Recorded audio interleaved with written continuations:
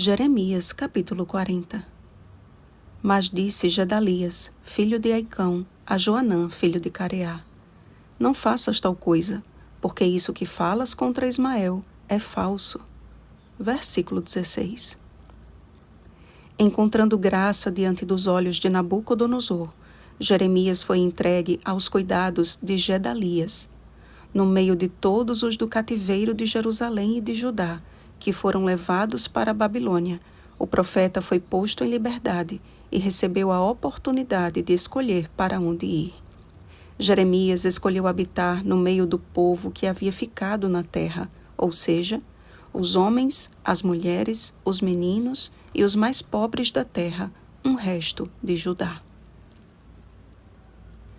Escolhido pelo próprio rei da Babilônia, Gedalias foi posto como governador do restante do povo que continuaria na terra para cultivá-la.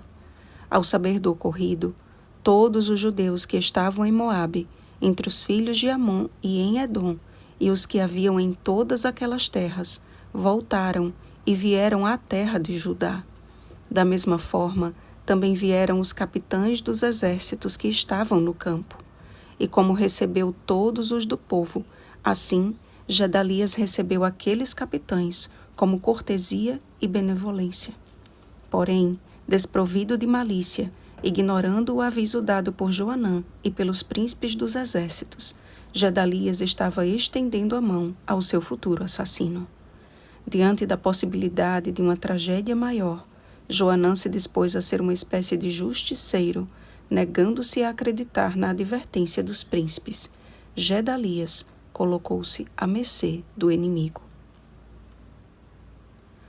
Uma das admoestações dadas por Cristo aos seus discípulos foi esta: Eis que eu vos envio como ovelhas para o meio de lobos. Sede, portanto, prudentes como as serpentes e simples como as pombas. E continuou dizendo: E acautelai-vos dos homens. Mateus capítulo 10, versículos 16 e 17. Antes de ser escolhido por Nabucodonosor, Gedalias foi escolhido por Deus para cuidar do restante de seu povo. E diante de tamanha responsabilidade e da atmosfera de guerra que o rodeava, poderia ter sido mais cauteloso e prudente. Ser cristão não significa ser tolo, amados. Todo seguidor de Cristo precisa estar consciente da guerra em que está envolvido. Há um conflito cósmico onde a minha e a sua vida estão em jogo. É claro que não devemos temer aqueles que podem matar o corpo, mas não podem nos tirar a salvação em Jesus. Todavia, não podemos ignorar o fato de que, para preservar a sua integridade física, Davi precisou fugir de Saul. Saul foi tremendamente articulado em seus planos e, por vezes, demonstrava arrependimento, mas tudo falso. Da mesma forma, necessitamos da sabedoria divina a fim de não colocar a nossa integridade física e até mesmo a nossa vida em risco em prol da política da boa vizinhança.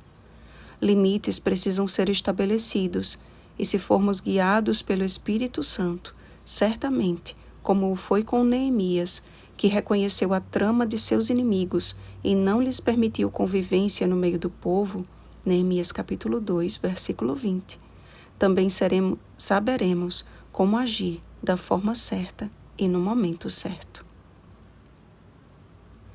Dissimulado, Ismael arquitetou a sua trama maligna sem qualquer empecilho, e, infelizmente, Gedalias conheceria os resultados de sua imprudência. Amanhã continuamos. Oremos, amados. Ó Deus de amor, só Tu és onisciente e só Tu sabes o que vai no coração do homem. Muitas vezes somos decepcionados por aqueles que menos esperávamos, mas se depositarmos a nossa confiança em Ti, certamente o Senhor nos dará discernimento acerca dos nossos relacionamentos. A Tua palavra diz: Maldito o homem que confia no homem, mas também diz: Bendito o homem que confia no Senhor e cuja esperança é o Senhor. Ajuda-nos a termos uma amizade tão íntima com o Espírito Santo, a ponto de reconhecermos o perigo quando este estiver diante de nós. Te pedimos em nome de Jesus. Amém. Vigiemos e oremos. Bom dia, um bom dia da preparação, prudentes e simples de Cristo. Oremos pelo batismo do Espírito Santo. Oremos uns pelos outros. Rosana Garcia Barros.